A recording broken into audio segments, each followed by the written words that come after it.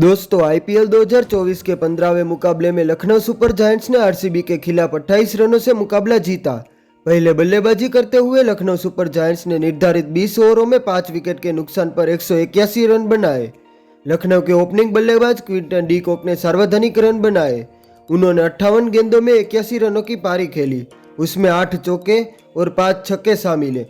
साथ ही में उन्होंने अपने आईपीएल करियर में 3000 रन पूरे किए। उसके बाद निकोलस पूरन ने 21 गेंदों में 1 चौका और 5 छक्कों के दम पर नाबाद 40 रनों की पारी खेली। 182 रनों का पीछा करने उतरी रॉयल चैलेंजर्स बेंगलुरु ने 153 रन पे ही ऑल आउट हो गई। युवा तेज गेंदबाज मयंक यादव ने एक बार फिर शानदार गेंदबाजी की। उन्होंने 4 ओवर में 14 रन देकर 3 विकेट लिए। मयंक यादव ने इस मुकाबले में अपने दूसरे ओवर में 157 किलोमीटर प्रति घंटा की रफ्तार से गेंद फेंकी। लखनऊ सुपर जायंट्स की यह लगातार दूसरी जीत है। क्रिकेट की सभी खबरों के लिए चैनल को सब्सक्राइब करें। जय हिंद, जय भारत।